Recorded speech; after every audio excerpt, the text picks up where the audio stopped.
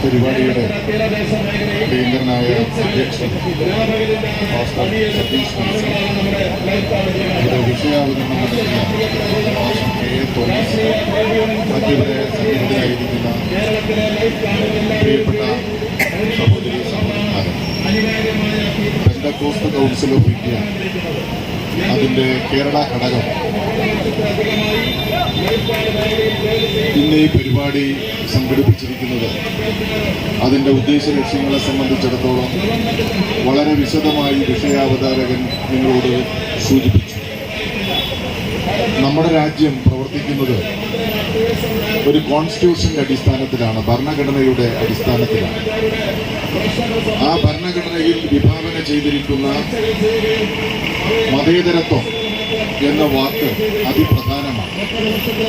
ആ മതേതരത്വം എന്ന വാക്ക് ഇല്ലാതാക്കാൻ വേണ്ടിയിട്ടുള്ള വലിയ പരിശ്രമം രാജ്യം ഭരിക്കുന്ന ഭരണാധികാരികൾ നടത്തിക്കൊണ്ടിരിക്കുകയാണ്.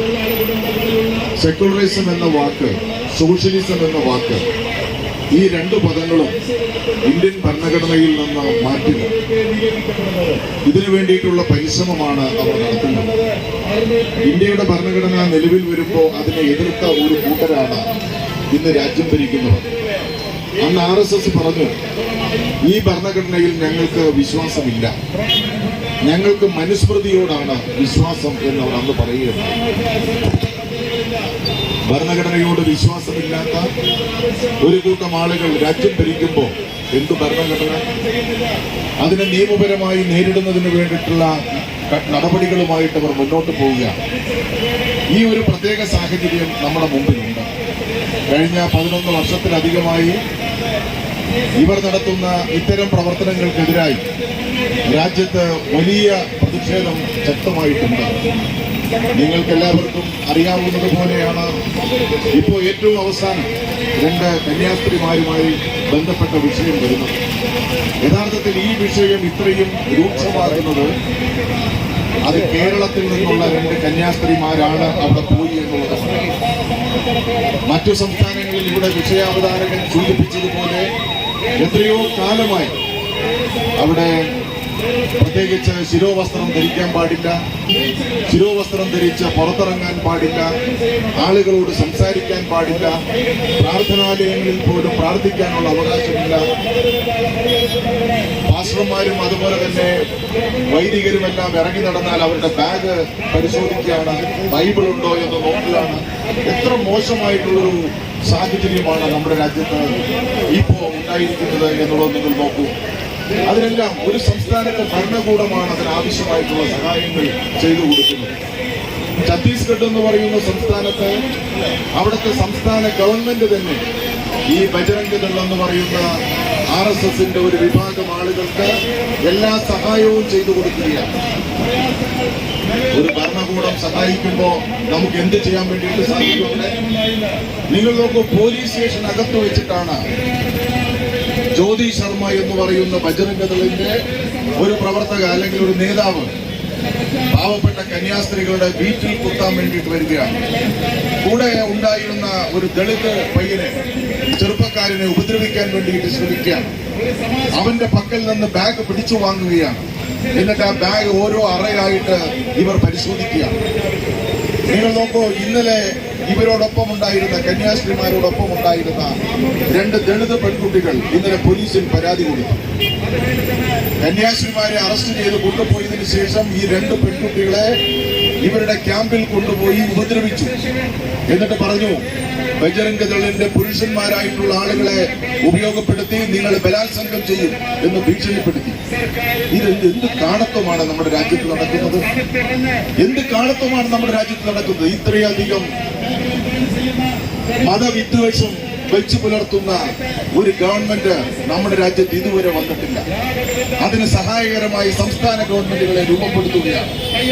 ഇവിടെ രാജീവ് ചന്ദ്രശേഖർ പോയി ജാമ്യത്തിലിറക്കിയെന്നാണല്ലോ പറയുന്നത്. അദ്ദേഹം പറഞ്ഞു, ഞങ്ങളാണ് ഇപ്പോ ഇവരെ സംരക്ഷിച്ചിരിക്കുന്നത്. അങ്ങനെയാണെങ്കിൽ ഇവരുടെ പേരിൽ ഇല്ലാത്ത കേസെടുക്കാൻ നിർദ്ദേശിച്ചത് ആര്? ആ ചോദ്യത്തിന് രാജീവ് ചന്ദ്രശേഖർ മറുപടി പറയണം, BJP മറുപടി പറയണം. മനുഷ്യക്കടത്ത് യഥാർത്ഥത്തിൽ നടന്നിട്ടുണ്ടോ? ഇത് നാം പരിശോധിക്കപ്പെടേണ്ടതാണ്. മതപരിവർത്തനം നടന്നിട്ടുണ്ടോ? 2 പെൺകുട്ടികളും ആദിവാസി ഒരു ചെറുപ്പക്കാരനും പറയുകയാണ് അങ്ങനൊരു സംഭവമില്ല. നിങ്ങൾ നോക്കണം, ഛത്തീസ്ഗഡിലെ വിവിധ സംസ്ഥാനങ്ങളിൽ ആ സംസ്ഥാനങ്ങളിൽ ജനങ്ങൾ പുഴുക്കളെ പോലെയാണ്. ഒരു അസുഖം വന്നാൽ ചികിത്സിക്കാൻ മാർഗമില്ല, 3 നേരം ആഹാരം കഴിക്കാനുള്ള നിവൃത്തിയില്ല. അങ്ങനെ വരുമ്പോ സ്വാഭാവികമായി ഈ മിഷണറിമാർ അവരുടെ സഹായം തേടാം. അവർക്ക് ചില കാര്യങ്ങൾ ചെയ്തു കൊടുക്കാൻ വേണ്ടിയിട്ട് പറ്റും. ചിലപ്പോ ഭക്ഷണം വാങ്ങിക്കൊടുക്കും, ചിലപ്പോ അവരുടെ ഏതെങ്കിലും സ്ഥാപനത്തിൽ കൊണ്ടുപോയി ജോലിക്ക് നിർത്തും, അവരെ ഒരു ജോലി പഠിപ്പിക്കും. അങ്ങനെ എന്തെല്ലാം കാര്യങ്ങൾ ചെയ്യാൻ വേണ്ടിയിട്ട് സാധിക്കും. അതെല്ലാം അവർ ചെയ്യുന്നത് തെറ്റാണ് എന്ന നിലയിലേക്കാണ് ഇപ്പോൾ വന്നിരിക്കുന്നത്. BJP വീമ്പ് പറയുകയാണല്ലോ, ഞങ്ങൾ ജാമ്യത്തിൽ ഇറക്കിയെന്ന് പറയുകയാണല്ലോ. അവർ രക്ഷിക്കണമെങ്കിൽ ഈ കേസിന്റെ സെക്ഷനുകൾ മാറ്റപ്പെടുത്തണം. ഈ 2 പ്രധാനപ്പെട്ട സെക്ഷനുകളാണ് ഈ പാവപ്പെട്ട കന്യാസ്ത്രീമാർക്കെതിരെ ഇട്ടിരിക്കുന്നത്. ഇത് രണ്ടും ഭാവിയിൽ കേസ് നടന്നാൽ ശിക്ഷിക്കപ്പെടാൻ സാധ്യതയുള്ളതാണ്.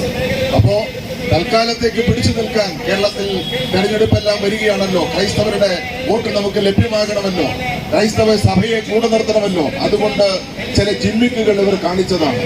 ആത്യന്തികമായി ക്രിസ്ത്യൻ വിഭാഗത്തെ, മുസ്ലിം വിഭാഗത്തെ, കമ്മ്യൂണിസ്റ്റുകാരെ 3 പേരും RSSന്റെ വിചാരധാരയിലെ ആഭ്യന്തര ശത്രുക്കളാണ് അവരുടെ. ആ ആഭ്യന്തര ശത്രുക്കളെ ഇല്ലായ്മ ചെയ്യുന്നതിന് വേണ്ടിയിട്ടുള്ള വലിയ പരിശ്രമമാണ് ഇവർ നടത്തുന്നത്. ഇത് ഏതെങ്കിലും ഇപ്പോ ക്രൈസ്തവ അല്ലെങ്കിൽ ന്യൂനപക്ഷ വിഭാഗങ്ങളെ മാത്രമല്ല, രാജ്യത്തെ ദളിത് ആദിവാസികളോട് ഇവരുടെ സമീപനമില്ല. ദളിത് ആദിവാസികളോടും ഇവരുടെ സമീപനം ഇതാണ്.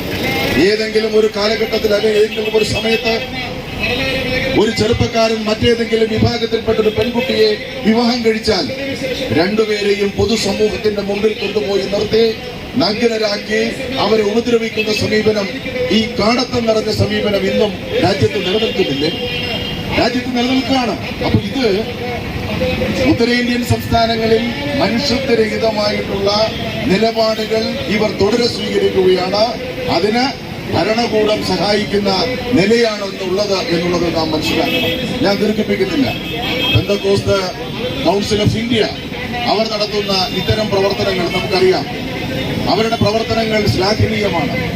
നാട്ടിൽ ജനങ്ങളെ സഹായിക്കാൻ, പാവപ്പെട്ടവരുടെ ഉന്നമനത്തിന് വേണ്ടിയിട്ടുള്ള വലിയ ശ്രമമാണ് പെന്തക്കോസ്ത് കൗൺസിൽ ഓഫ് ഇന്ത്യ നടത്തുന്നത്. അവർക്ക് ജാതിയും മതവും ഒന്നുമില്ല. മനുഷ്യനെ സ്നേഹിക്കുകയാണ് അവരുടെ ഏറ്റവും പ്രധാനപ്പെട്ട ലക്ഷ്യം. ആ ലക്ഷ്യം മുൻനിർത്തിയിട്ടുള്ള പ്രവർത്തനങ്ങളിൽ പല പ്രാവശ്യവും എനിക്ക് പങ്കെടുക്കാൻ ഒരു അവസരം അവർ നൽകിയിട്ടുണ്ട്. നിശ്ചയമായും അവർ നൽകിയ അവസരം ഞാൻ വളരെ സന്തോഷത്തോടു കൂടി സ്വീകരിക്കുകയാണ്. ഇന്ന് അവർ നടത്തുന്ന ഈ പ്രവർത്തനം ജനങ്ങളുടെ കണ്ണു തുറപ്പിക്കാൻ, ഭരണാധികാരികളുടെ കണ്ണു തുറപ്പിക്കാൻ സാധിക്കട്ടെ എന്ന് ആശിച്ചുകൊണ്ട് നിങ്ങൾ നടത്തുന്ന ഈ പ്രാർത്ഥനാ യോഗത്തിന് അല്ലെങ്കിൽ പ്രാർത്ഥനാ പരിപാടിക്ക് എല്ലാവിധ ഭാവുകങ്ങളും ആശംസകളും നേരുന്നു. എന്റെ വാക്കുകളെ ഉപസംഹരിക്കുന്നു. എല്ലാവർക്കും നന്ദി, നമസ്കാരം.